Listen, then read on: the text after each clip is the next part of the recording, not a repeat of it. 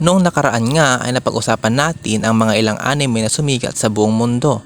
Ito ay ang mga sumusunod: Bleach, My Hero Academia, Death Note, Fullmetal Alchemist Brotherhood at Mobile Suit Gundam Wing.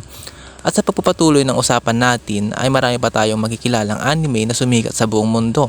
Kaya humanap ka na ng pwesto at tuloy na natin.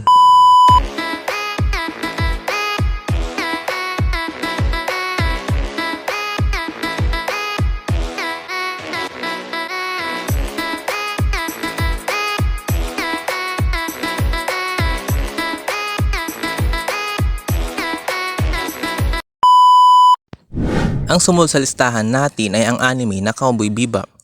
Sinusundan ng Cowboy Bebop ang isang natatanging grupo ng mga bounty hunters sa isang sci-fi futuristic na universe kung saan ang sangkatauhan at ang maraming bisyo nito ay lumipat sa buong kalawakan. Sinusundan ng mga seryeng neo-noir ang mga tripulante ng isang barko na tinatawag na Bebop na pinamumunuan ng laging maloko na si Spike Spiegel at ang kanyang kasamang si Jet Black na parehong binibigatan ng nakaraan.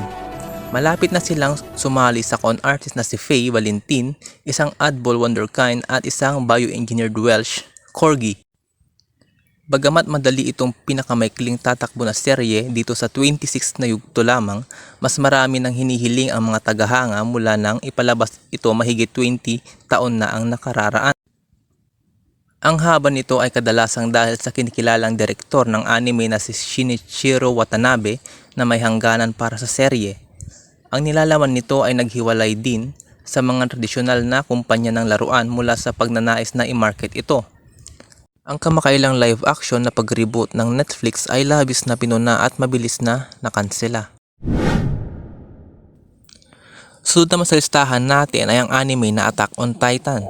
Noong unang lumitaw ang mga Titan na kumakain ng tao 100 taon na ang nakalilipas, natagpuan ng mga tao ang kaligtasan sa likod ng malalaking pader na nagpahinto sa mga higante sa kanilang mga landas. Ngunit ang kaligtasan na mayroon sila sa mahabang panahon ay nanganganib nang ang isang napakalaking Titan ay pumasag sa mga hadlang na nagdulot ng pagbaha ng mga higante sa dating ligtas na zona ng mga tao. Sa sumunod na pagpatay, nakita ng sundalong si Eren ang isa sa mga nilalang na nilalamon ang kanyang ina na humantong sa kanya na sumumpa papatay niya ng bawat Titan. Kumuha siya ng ilang mga kaibigan na nakaligtas upang tulungan siya at ang grupong iyon ang huling pag-asa ng sangkatauhan para maiwasan ang paglipol sa kamay ng mga halimaw. Isang babala, ang seryeng ito ay hindi para sa mahina ng puso. Ang Attack on Titan ay isang dark fantasy na anime na kasing ganda na nakakasakit ng puso. Makikita sa isang post-apocalyptic na mundo na pinangungunahan ng higanting humanoid titans. Sinusundan ng serye ang isang grupo na tinatawag na Survey Corps habang ninalayon nilang protektahan ang kanilang sarili mula sa mga nilalang na ito. Maaring mas katulad nila kaysa sa kanilang napagtanto. Ang pangunahing bida, si Eren, ay sumali sa grupo pagkatapos ng brutal na pagkamatay ng kanyang ina sa kamay ng isang pag-atake ng Titan. Hinango mula sa manga ni Hajime Isayama, tiyak na pinapanatili ng seryeng ito ang mga manonood sa gilid ng kanilang mga upuan. Habang ang Attack on Titan ay nagpapatuloy mula noong 2013, ang palabas ay kasalukuyang nasa ika-4 at huling season nito. Ang Season 4 na nagsimula noong December 2020 ay nakataktang matapos sa Attack on Titan The Final Chapter Special 2 sa huling bahagi ng taong ito. Sunod naman ay ang Demon Slayer. Ang kwento ay naganap sa panahon ng Taisho, Japan, kung saan ang isang lihim na lipunan na kilala bilang Demon Slayer Corps ay nagsasagawa ng isang lihim na digmaan laban sa mga demonyo sa loob ng maraming siglo. Ang mga demonyo ay dating mga tao na pinalitan ng hari ng demonyong si Muzan Kibutsuji na tinurukan sila ng sarili niyang dugo. Kumakain sila ng mga tao at nagtataglay ng supernatural na kakayahan. Tulad ng sobrang lakas, mga kapangyarihang makukuha ng mga demonyo na tinatawag na Blood Demon Art at Regeneration.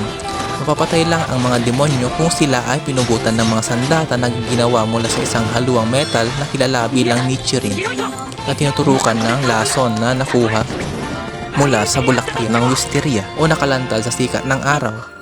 Ang mga Demon Slayers sa kabilang banda ay ganap na tao. Gayunpaman, gumagamit sila ng mga espesyal na pamamaraan ng paghinga ng elemental na kilala bilang mga estilo ng paghinga na nagbibigay sa kanila ng higit sa tao na lakas at pagtaas ng paglaban na tumutulong sa kanila na labanan ang mga demonyo. Ang pinakamalakas na Demon Slayer ay kilala bilang Hashira at nakakabit ang ranggo na ito sa pagmamagitan ng pagpatay sa isang miyembro ng 12 Kizuki, ang 12 pinakamalakas na demonyo sa ilalim ni Muzan. Kung nabitin ka sa video natin ngayon ay huwag kang mag-alala dahil sa part 4 ng video ito ay tatalakayin pa natin ang iba pang mga anime na sumikat sa buong mundo. Kaya huwag kalimutan mag-subscribe sa channel na to para updated ka sa mga bagong video i-upload ko. Salamat!